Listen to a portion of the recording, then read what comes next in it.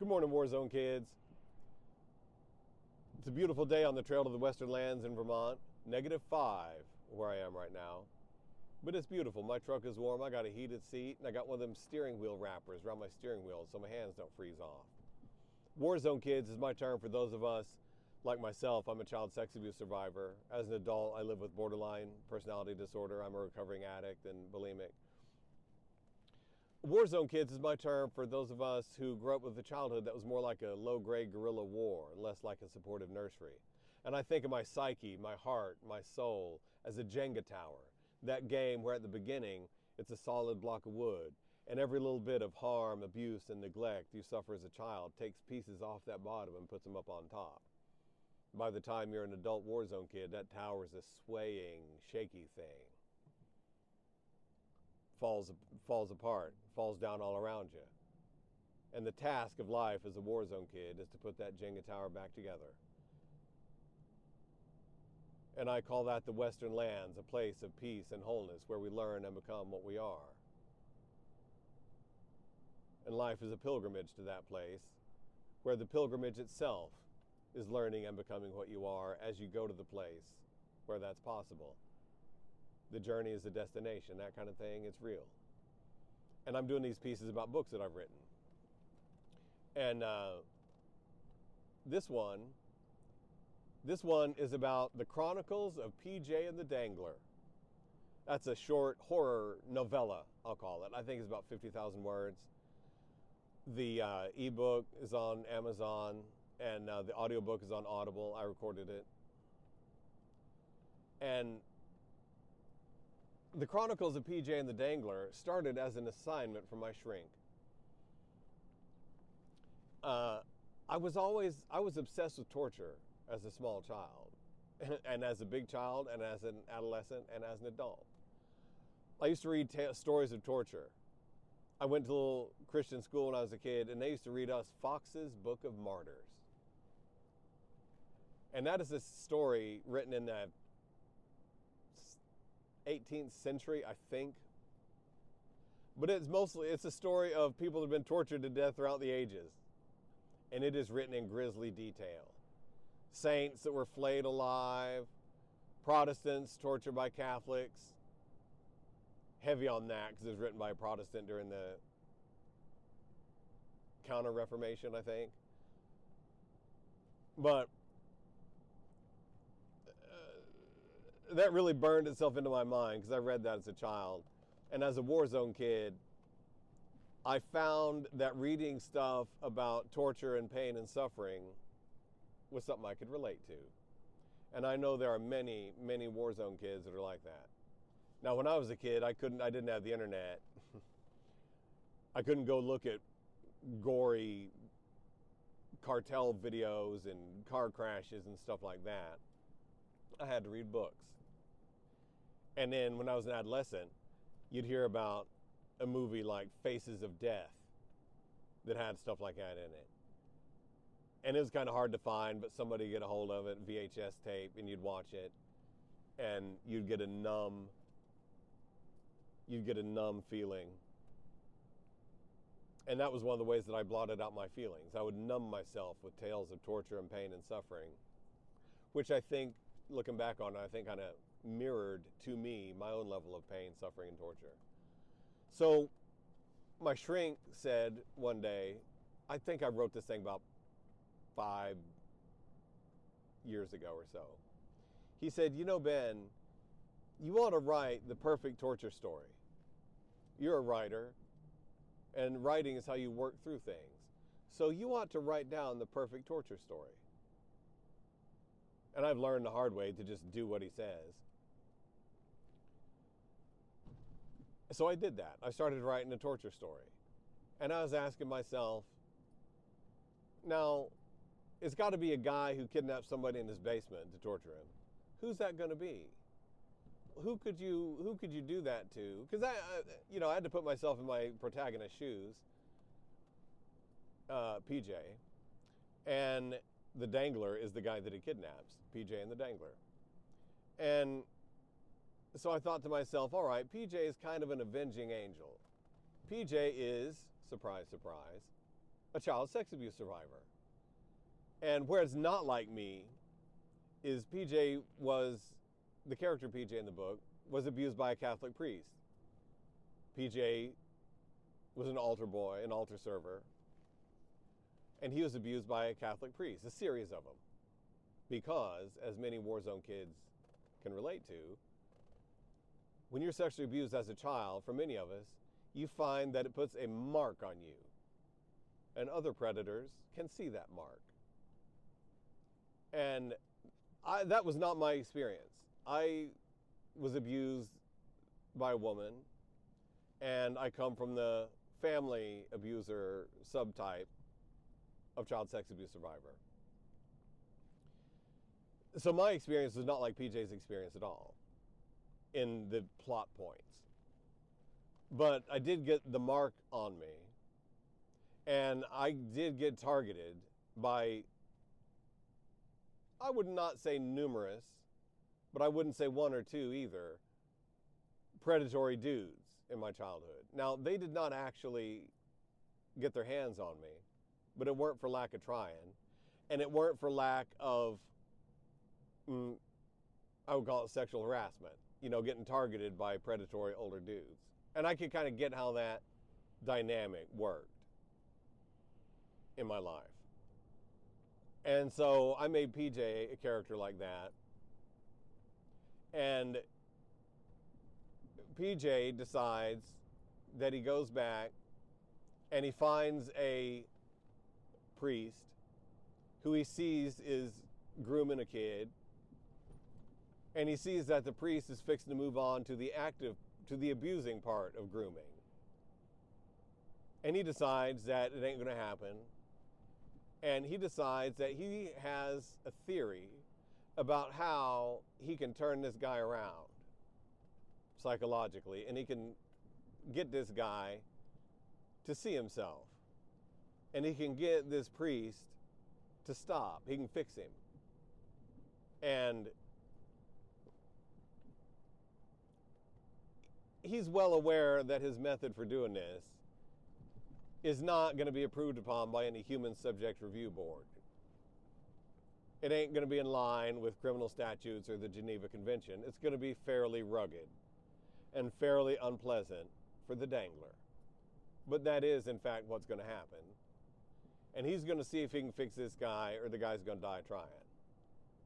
So that's the scenario that I came up with in my mind that would allow PJ to do the things he wants to do to the Dangler. And that was the kind of framing device that I came up with in the novella, PJ and the Dangler, that would let me write the perfect torture story. And as you might be able to tell, by the time I got around to figuring that out, I figured that stuff out as I was writing it and rewriting it. And by the time I figured all that out, I was actually in the process of coming to work through the fact that I myself was a child sex abuse survivor. When I started writing that book, it was gray in my mind, the things that had happened to me and the fact that that was actually the reality of my life. And I don't mean like I woke up one day and recovered a bunch of memories. I know other people have that experience. It was more like the things I had always known and I'd always been aware of were becoming visible to me in my mind. They were becoming sapphire stones that I could see, if that makes sense. I know it makes sense to some of you. It was like these things that had happened to me and these parts of my life that I just shoved away and told myself were nothing were coming to the forefront of my consciousness as not only not nothing, but they were actually the main thing. And the Chronicles of PJ and the Dangler, really, if you read it, that's what's lurking in the background, is my increasing awareness that seeing these things in myself was vitally important to myself as a human being. And seeing these things in myself was my only way to live life, was by looking at the reality of my life. And PJ in the story, this is not really a spoiler, but his idea is that he's got to find, his idea is that the Dangler just cannot see what it is that he's actually doing. Because the Dangler is like Narcissus. The Dangler just lives in his own world where these boys he's hurting are just there for him to use. They're not really people. And the things he's doing to them, he finds a way to tell himself that they're really good things. He's ushering these boys into a special fraternity of maniacs like him. That's how the Dangler sees what he's doing. And PJ can't be having that. And PJ, by hook or by crook, is going to do everything he can to make the Dangler see what it is he's actually doing. And he hopes that he can do this before the Dangler dies along the way, because then he'll just be dead and he'll have to start all over again. So the Chronicles of PJ and the Dangler started off as an assignment from my shrink to write the perfect horror story. And as I was writing it, I saw the importance of acknowledging the reality of my life to myself.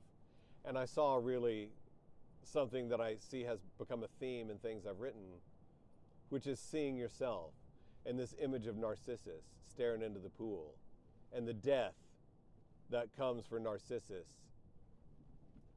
who was in the woods. He was lost in his own Grail forest, and he had to stare at and he found a pool that reflected himself. And he stared into that pool while his companion, his girl, Echo, called his name. And like an echo in real life, her calls became fainter and fainter. Narcissus! Narcissus! Narcissus! Narcissus! Until her cries died away altogether, and Narcissus was just left there, staring at his own face in the pool, until all that was left was a skull, staring at a skull. And it came to be in my life because I cope with a lot of narcissism in my psyche. A great tendency, because I was a child whose sense of himself, whose Jenga tower was vaporized. I felt like my Jenga tower was at ground zero of some atom bomb test. You know, where they got those dummies and you see the pressure wave blast them. I felt like that's what happened to my Jenga tower. And the me, this really me that's here talking to you now, was a tiny shriveled thing that lived underground, like those mycelium fibers that pop up in the form of mushrooms. But myself, I was buried in the rubble of my own psyche. Mushrooms just popping up every so often. And maybe these books that I'm talking about that I've written were mushrooms that popped up out of my heart above ground. And I think right now, Pilgrim, that I'm above ground all the time. But my roots, my mycelium fibers, are in that wreckage of that Jenga tower that I'm rebuilding as I learn and become what I am. So that's the story of the Chronicles of PJ and the Dangler. It's on Audible. I loved recording the audiobook. It was pretty weird reading the audiobook into the ear of the producer who was listening to it. But she liked it. And I had a great time reading it. It's on Audible. I'll put a link to it in the video, in the description to this. It's on Audible. It's on Amazon as an ebook. I hope you read it. I hope you like it. If you like, it's true to life. There are probably some grisly, disturbing torture scenes in there. And I think probably the whole thing might be more disturbing than I'm aware of. But if you're a war zone kid like me, I think that you will be able to relate to it.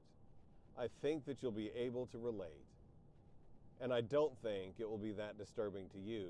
I think if anything, you might be able to relate to another kid like you that was lost in pain and suffering.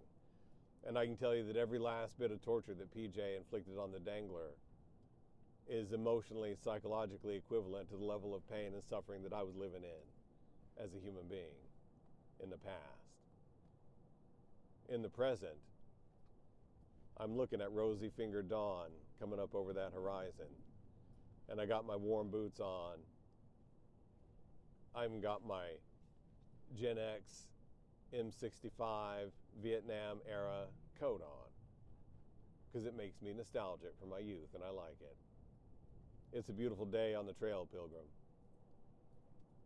We can make it 1 league per hour because on the Trail of the Western Lands, a league is our favorite unit of measurement because a league is defined as the distance you can walk in an hour. And today on your trail, you can make it 1 league per hour, no matter if that's 5 miles or 5 feet or half of a step. You can make it down the Trail to the Western Lands, a place of peace and wholeness, where you learn to become who you are. That's what my life is like today, Pilgrim, because I live in the now as best I can. And I love war zone kids. And I love you if you're a war zone kid. Read the book if you like reading it. Listen to the book if you like listening to it. I'll appreciate the companionship. We got a lot of miles to walk today, Pilgrim. Let's listen to a story together. Daylight's burning.